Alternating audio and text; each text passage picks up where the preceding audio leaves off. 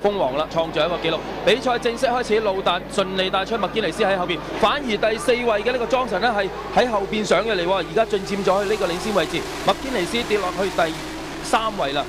咁啊，而家路達呢就係上翻嚟啦，守住呢個第2位位置啦。莊臣起步起得好好啊！咁但係會唔會有個 jump start 呢？因為今朝早呢，我哋見到喺 GT 杯嘅時候呢，都有車手起步起得好好，咁但係賽會呢打後呢就係判罰咗佢係偷步嘅。咁啊，當然啦，而家要靠大會啦，我哋相信莊臣呢亦都係靠自己嘅能力呢係上到去第1位。咁但係去到葡京灣之前呢，已經俾路達反超前啦。咁啊，跌翻落第2啊！個感覺好似唔係話特別好啊，係好似特別路達做出嚟嘅時間仲要快，但係佢哋之間嘅差距呢又係2秒半啊！麥堅尼斯守唔守得住呢？嗱，似乎呢就係追唔到第3位之外呢，仲要俾安德魯斯喺呢一個彎位呢，葡京灣呢就係過咗。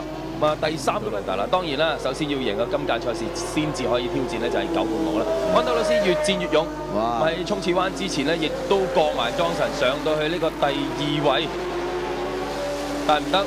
莊臣呢就啱先係揼住一齊入彎啦，咁咪一樣食住個線位啦，打死都唔俾你過住。今日架車立立地喎。係咯，平時有得挑戰下嘅喎。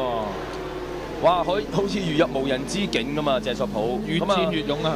直路嗰個加速呢，好明顯呢係贏咗麥堅尼斯同埋安德魯斯。到謝索普呢，今年嘅成績呢喺參加咗呢個西北200大賽啦，最好係攞到第12位。呢個即刻捉埋啦！喂，你睇佢直路真係好容易喎，直路覺得佢加速性能非常之良好啊！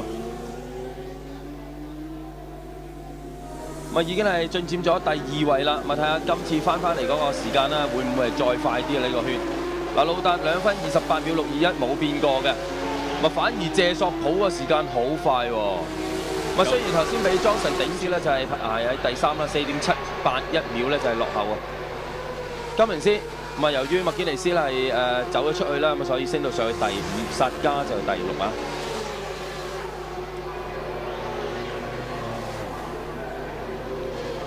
好運威脅到路達啦，暫時嚟講，路達仍然都有咧係好幾秒嘅優勢。麥堅尼斯就比較慘啲啦，跌咗落去呢個第7位啦。其實路達而家就唔需要搏嘅，咁啊只係 keep 住啦呢一個嘅時間咧，就拉開到有4秒噶啦，同謝索普。而安德魯斯呢，亦都係同謝索普嘅距離咧拉開有成3.22秒。咪逐個圈，咪其實呢，而家可以見到啦，幾位嘅車手呢，雖然係挑戰呢自己嘅呢個極限，或者做出更快嘅圈速，咁但係都知道心中有數噶啦，2個圈嘅時間可唔可以追翻5秒呢？其實真係好難。係啦，而家呢個賽事翻到去咧，已經係進入咗呢一個咧就 last lap 噶啦嚇，好快脆。路達咧都係清風送爽，咁啊真係咧。麥堅尼斯係第2個。好啦，咁啊路達翻到嚟8屆冠軍，咁啊已經喺澳門賽道出戰咗係10幾年噶啦，咁啊第8次咧就係企喺呢個第1位，謝索普第2，安德魯斯第3，頭3位嘅車手都係嚟自英國，莊信呢就係第4位，金明斯係第5。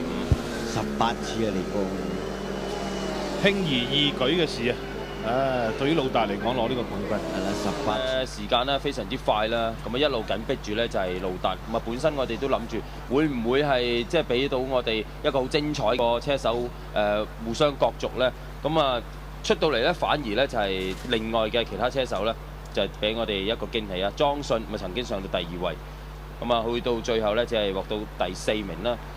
路達、謝索普、安德魯斯，咁啊頭3位嘅車手，咁啊去到。